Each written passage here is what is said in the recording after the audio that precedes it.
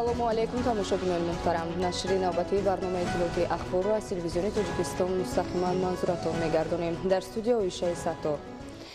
имрӯз дар шаҳри Душанбе ҷаласаи хадамоти махсуси Эрон, Қазоқистон, Чин, Покистон, Русия ва Тоҷикистону Ӯзбекистон баргузор шуд. ҷонибҳо таъкид карданд ки вазъи Афғонистон мураккаб боқӣ монда, амалҳои террористӣ ва дигар кирдорҳои хушунатомез бо қурбонии зиёди одамон идома дорад.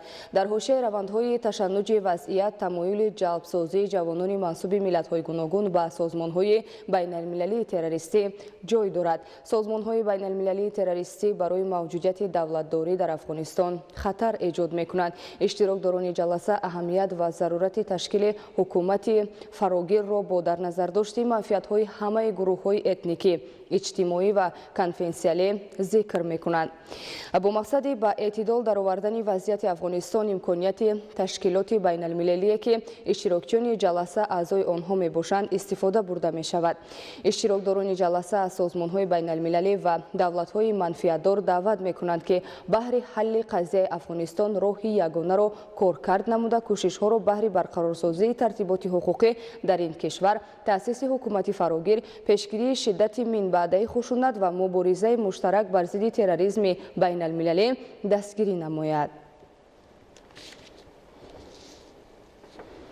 идомаи ахбор. Мутахассисони маркази назорати давлатии санитарию эпидемиологӣ дар вилояти Хатлон бемории ботулизмро аз намудҳои вазнини заҳролудшавӣ арзёбӣ карда, омили ба чунин бемориҳо гирифтор шуданро истеъмоли маводҳои консервакунонидашудаи дар шароити хона ва бидуни риояи қоидаҳои санитарӣ маънидод менамоянд. гузориши Абдурозиқи Азиз аз вилояти Хатлон. вақтҳои охир ба мушоҳида мерасад ки сокинон аз истифодаи сабзавоти консервашудаи бесифат ва бидуни риояи қоидаҳои санитарӣ гигиенӣ дучори бемории ботулизм мегарданд. ботулизм чӣ гуна беморӣ аст ва чӣ тавр метавонад ки инсон гирифтори заҳролудшавӣ гардад? яке аз намудҳои заҳролудшавӣ аз маводҳои ғизоӣ ин заҳролудшавӣ аз маводҳои консервагӣ ки дар махсус зарфҳои шишагӣ бо сарпӯши оҳанин маҳкам омода мегарданд. мутаассифона дар баъзе ҳолатҳо боиси заҳролудшавии инсон мегардад. сабаби заҳролудшавӣ дар чист? микроорганизмҳое ҳастанд ки як намуди инҳо таксими ботулизм хориҷ менамоянд ки ин сабабгори заҳролудшавии инсон мегардад.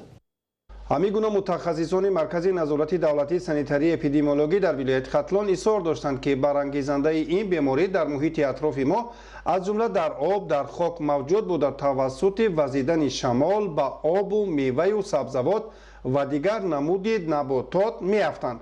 дар давраи тобистон ҳар як кадбонуи хонавода бо фурсати фаровонии сабзавоту мева саъй меварзад ки барои давраи зимистон хӯрока захира кунад.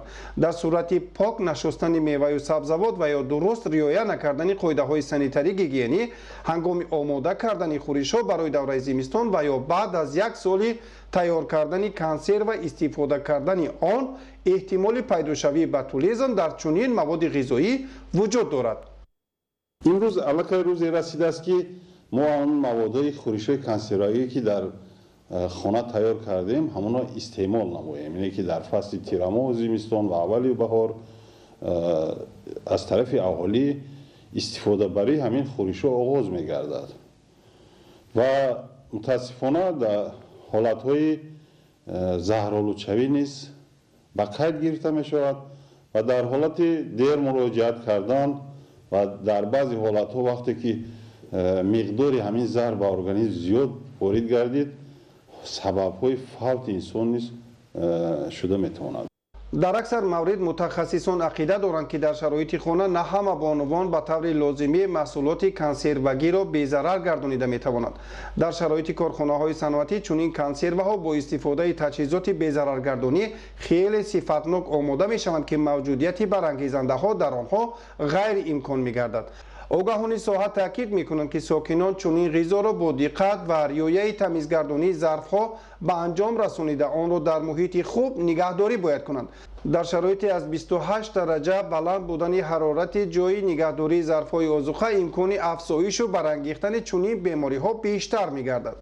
وقتی که شدن همین خورش با طلبات ها جوابگو هم باشد قسمت همین بالایی همین خورش رو یک قسمی بالایی شد با قاشق گرفته پرتافتن لازم است که چون که در بعضی حالت ها همین تاکسین نه بوی دارد نه رنگ را دیگر میکند و همین حالت میتواند که باعث زهرآلودشوی گردد و تاکسین همین زهر بوتولیسم بیشتر در قبط بالایی همین خورش جایگیر است برای همین قسمت بالایی رو اگر ما گرفته پرتاییم یعنی که کمتر حالت زهرآلودشوی به کار گرفته میشه حالت‌های سبک به کار گرفته میشود. متخصصان گفتند که در صورت پیدا شدن چنین حالت می توانند با احساس عادی ترین نشانه های آن به طبیبان مراجعت کنند. طور اظهار داشتند نخستین علامت های این بیماری دل بی‌حضور شوی، قی‌کنی، چرخزنی سر و درد سر دانسته می شوند. حتما باید گفته شود که رسانده شود که من در خوراک نیست روزی یا که خوراک شام ما از همین خورش کنسروگی استفاده بردیم یعنی همون قدر تاکسین را ما از ارگانیسم بیرون کنیم همون قدر تیزتر بیمار صحت می‌یابد و فعال نمیشد برای همین هم اینو پنهان کردن لازم نیست وقتی که دل بی‌حضوری قی‌کنی شد و با دکتر مراجعت کردن حتما همین رو رساندن در و چند نفری که از همین خورش استعمال کرده است باید حتما بستری کرده شد. طور پزشکان اظهار می‌دارند پیشگیری بهتر از طبابت پذیرفته شده است. از این رو ساکنان را ضرور است که از مصلحت متخصصان ساحه استفاده کرده در تیار نمودن چنین محصولات کنسروگی از تجربه شخصان آگاه استفاده کنند. در این صورت غذای آماده شده می‌تواند که تا سال آینده با صفت معتدل باقی بماند. طبیبان استعمال کنسرو مهلتش از 1 سال گذشته را که در محیط خانواده تیار شده است توصیه نمی‌دهند. عبدالرزاق عزیز، عبیدالله قادر، شهر باختر، اخبار.